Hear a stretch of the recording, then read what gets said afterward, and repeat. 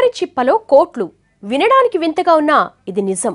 కొట్టిపడేసిన కొబ్బరి చిప్పల్లో కోట్ల రూపాయలు ఏరుకున్నారు ఆ అధికారులు. భద్రాచలం పంచాయతీ కోరామయ్య ఆలయకో రావాల్సిన ఆదాయాన్ని జేబులో వేసుకున్నారు.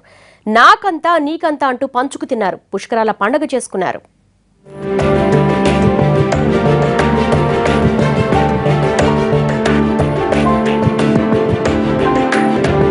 గోదావరి పుష్కరాలు అద్భుతంగా జరిగాయి. 12 రోజుల పాటు జలమంతా జనమైంది. ఎక్కడికక్కడ భక్తులు పుణ్యస్నానాలు చేసి ఎవరికి తోచిన రీతిలో వారు గోదావరి మాతకు పూజలు చేశారు. మిగతా ప్రాంతాల మాటలా ఉన్నా భద్రాచలంలో అధికారులు మాత్రం పూజలో పైసలేరుకున్నారు. కొట్టేసిన కొబ్బరి చిప్పల్లో నుంచి డబ్బులు పిండుకున్నారు. చిప్పే కదా అని చీప్గా తీసుకోలేదు వాళ్లు.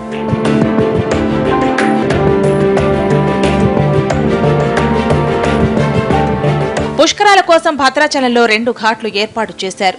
2 చోట్ల కలిపి 45 లక్షల మంది పుణ్యస్నానాలు చేశారన్నది అధికారిక లెక్క. వీళ్లలో 80% నది దగ్గర రామాలయం పరిసరాల్లో కొబ్బరికాయలు కొట్టిన వాళ్లే.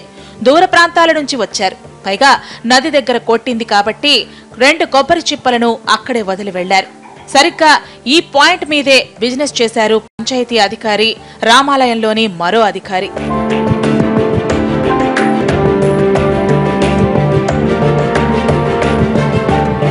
పుష్కరాలు జరిగిన 12 రోజుల్లో భక్తులు కొట్టిపాడేసిన కొబ్బరి చిప్పలు 100 టన్నుల్లో పోగయ్యాయి.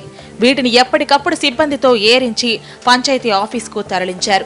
నిబంధనల ప్రకారమైతే వేలం వేసి ఆ ఆదాయాన్ని పంచాయతీకి జమ చేయాలి. టన్ను కొబ్బరి చిప్పల రేటు 70,000కు పైనే పలుకుతుండటంతో 2 అధికారుల కన్ను వాటి మీద పడింది. వేలం కీలం జాంతానయ్య అంటూ ప్రైవేట్గా అమ్ముకుని ఎవరి వాటా వాళ్లు తీసేసుకున్నారు. గోదావరి నదీ తీరానున్నటువంటి గోదావరి మాత విగ్రహం దగ్గర కొన్ని లక్షల రూపాయలు విలువ చేసేటువంటి కొబ్బరికాయలు భక్తులు కొట్టారు. కానీ అక్కడ ఉన్నటువంటి చిప్పల్ని కొంతమంది దేవస్థానం అధికారుల సహాయంతో అక్కడ ఉన్నటువంటి వాళ్ళు ఎత్తుకుపోయి సొమ్ము చేసుకోవడానికి ప్రయత్నం చేశారు. దీనికి దేవస్థానంలో ఉద్యోగస్తులకు కూడా సంబంధం ఉంది.